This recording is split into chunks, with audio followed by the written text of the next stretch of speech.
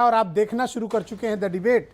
और आज हम बात करेंगे कि देश समेत उत्तर प्रदेश के नेताओं पर गाज फाट पड़ी है। अब वो अपने मुकदमे सरकार में सेटिंग करके वापस नहीं ले पाएंगे। इसके लिए हाईकोर्ट की मंजूरी की ज़रूरत पड़ेगी, ऐसा आदेश भारत की सर्वोच्च न्यायालय ने दिया है। इसके बाद से नेताजी लोग बहुत ही परेशान हैं।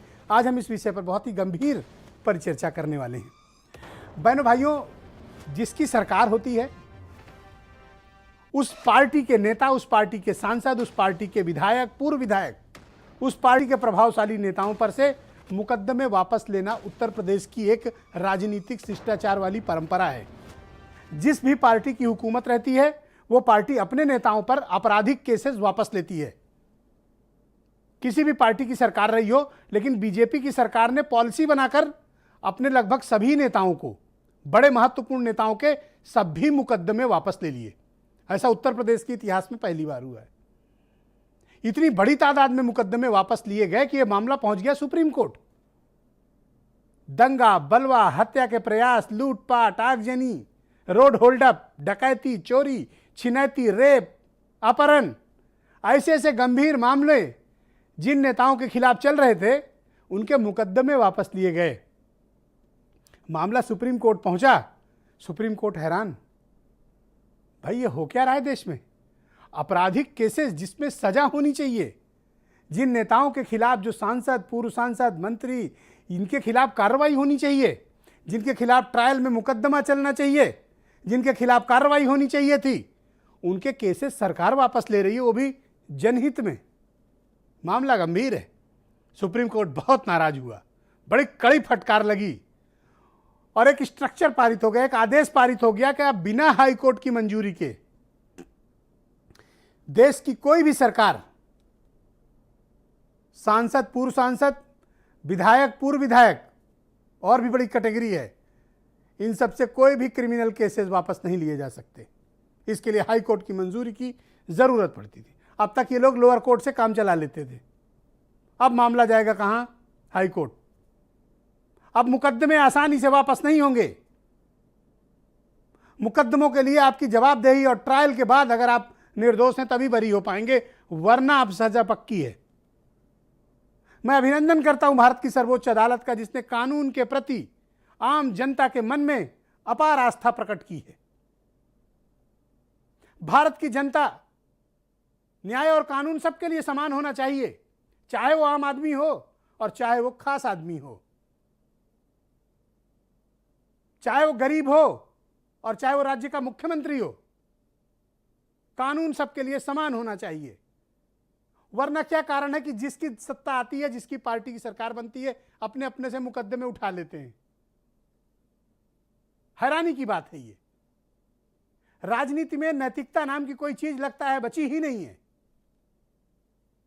सार्वजनिक जीवन में नैतिकता और शुचिता बहुत महत्वपूर्ण होती है, लेकिन लगता है कि हम उसका पालन करने का हमारा कोई इरादा नहीं है।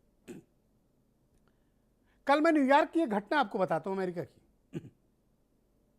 वहां के गवर्नर ने कल एक प्रेस कॉन्फ्रेंस करके इस्तीफा दे दिया। उनके ऊपर सेक्सुअल हैरेसमेंट के चार्जेस लगे थे। कोई गंभीर चार्जेस ज्यादा नहीं थे, सिर्फ अपने स्टाफ को वो कुछ कभी गाल पे हाथ रख के, कभी कंधे पे हाथ रख के, कभी डार्लिंग बोल के इस तरह एड्रेस करते थे अपने फीमेल स्टाफ को। उनके खिलाफ शिकायत हुई। न्यूयॉर्क की अटॉर्नी जनरल ने जांच की और शिकायतें सही पाई गईं। अमेरिका में बवाल मच गया। जो एंड्रयू क्यूमो अमेरिका में कोविड क्राइसिस मैनेजमेंट के नेशनल हीरो बनकर उभरे थे, उन न्यूयॉर्क के गवर्नर को अमेरिका की जनता ने 1 मिनट में खारिज कर दिया। उनको इस्तीफा देना पड़ा और अपमानजनक तरीके से उन्हें सत्ता से बेदखल होना पड़ा। राजनीति में नैतिकता के उच्च मानदंड ये होने चाहिए। हमारे यहां शिकायत होती तो शिकायतकर्ता की ही ऐसी तैसी हो जाती। नेताजी को तो कोई हाथ नहीं लगाता। ऐसे उदाहरण भी पड़े हुए हैं बहुत से। मेरा सिर्फ कहने का तात्पर्य यह है कि सार्वजनिक जीवन में नैतिकता के उच्च मानदंडों का पालन होना चाहिए। न्याय सबके लिए समान होना चाहिए। कानून और संविधान सबके लिए एक है। क्या कारण है कि नेताजी लोगों के मुकदमे वापस होते हैं और गरीब जनता पिसती है? कोरोना काल में आज भी हजारों लोगों के खिलाफ आज भी मुकदमा दर्ज है। सरकार ने वायदा किया था कि मुकदमा वापस लेंगे, आज तक प्रक्रिया तक शुरू नहीं हुई है। क्या कारण है? मैं तो भारतीय जनता पार्टी से ही पूछना चाहता हूं। बीजेपी के हजारों कार्यकर्ताओं के खिलाफ पिछली सरकारों में मुकदमे दर्ज हुए, कार्यकर्ताओं के मुकदमे आज तक वापस नहीं हुए हैं। 50 या 55 मुकदमे केवल हटे हैं। आज भी फाइलों में प्रक्रिया ही सिर्फ चल रही है। बीजेपी के कार्यकर्ताओं पर से मुकदमे वापस नहीं हुए, नेताओं के मुकदमे वापस हो गए। अपनी ही पार्टी में भी भेदभाव है। अपोजिशन के तमाम कार्यकर्ताओं पर, नेताओं पर भी एफआईआर दर्ज की गई है। तो नीति आपने बनाई है तो क्या सिर्फ अपने लिए बनाई है या चंद लोगों के लिए बनाई गई है मुकदमा वापसी की, या सिर्फ आप अपने इस्तेमाल और अपने बचने के लिए, अपनी सेफ्टी के लिए आपने ये नीति बनाई है? अगर नीति बनी है तो गरीब से भी मुकदमा उठना चाहिए जो फर्जी मुकदमे लादे जाते हैं उत्तर प्रदेश के भीतर। वरना क्या कारण है कि बड़े लोगों के मुकदमे, बड़े से बड़े मुकदमे हट गए, इतने बड़े बड़े कि आप सोच भी नहीं सकते हैं। और आम कार्यकर्ता, आम गरीब आदमी आज भी कोर्ट कचहरी के चक्कर लगा रहा है, एड़ियां घिस रहा है, उसके घर जेवर खेत बिक रहे हैं, तारीख पर तारीख मिल रही है, न्याय और इंसाफ की तो दूर की बात है। तो मैं अभिनंदन करता हूं भारत की सुप्रीम कोर्ट का, जिसने इतना बोल्ड और साहसिक फैसला लिया कि नेताओं पर से मुकदमे वापसी अब सरकार की कृपा पर नहीं होंगे, मेरिट पर होगा, और वो भी हाई कोर्ट तय करेंगे। विभिन्न राज्यों में 76 ऐसे गंभीर प्रकृति के आपराधिक मामले उत्तर प्रदेश से नेताओं पर से हटाए गए, जिनकी हम आप कल्पना नहीं कर सकते। बहुत ही हीनियस क्राइम के मुकदमे वापस हुए। और ये मैं नहीं कह रहा हूं, स्टेटस रिपोर्ट जो एमिकस क्यूरी ने दाखिल की सुप्रीम कोर्ट के भीतर, उसमें इस बात का हवाला दिया गया है।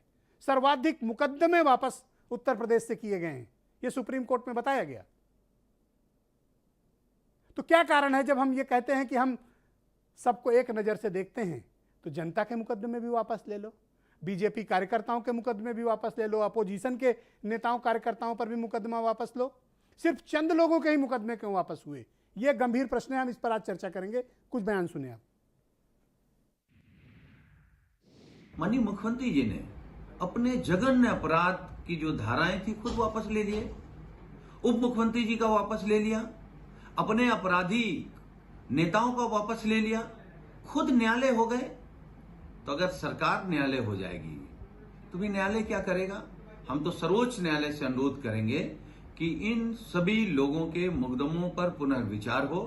जो पीड़ित पक्ष जिसने मुकदमा लिखाया था उनको न्याय मिल सके। जो मुकदमे वापस हुए थे उत्तर प्रदेश के सरकार के मंत्री मुख्यमंत्रियों के, उन पे फिर से मुकदमे चलेंगे और न्याय मिलेगा जिनके साथ इन्होंने अत्याचार किया था।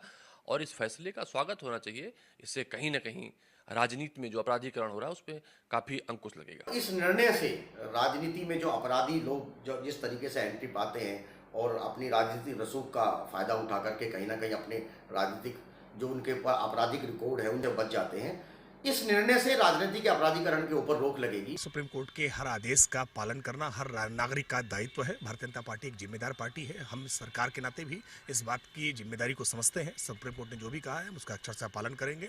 लेकिन इस बात को भी, तथ्य को नजरअंदाज नहीं किया जा सकता है कि बहुत सारी सरकारें इस तरह रही हैं जिन्होंने राजनीतिक बेसवश राजनीतिक कार्यकर्ताओं पर मुकदमे लादने का काम किया है। ऐसे मामलों में स्पीडी ट्रायल करके जल्द से जल्द ऐसे मसलों का निस्तारण हो, हम इस प्रकार की अपेक्षा न्यायपालिका से भी करते हैं। तो हाईकोर्ट की मंजूरी के बिना माननीय यानी नेताजी से मुकदमा वापस नहीं होगा। आज बड़ा स्यापा छाया है, आज बड़ा दुखी और गमगीन है उत्तर प्रदेश के नेता खास तौर पर। आज मैंने इसी विषय पर चर्चा आयोजित किया। हमारे साथ प्रशांत सिंह अटल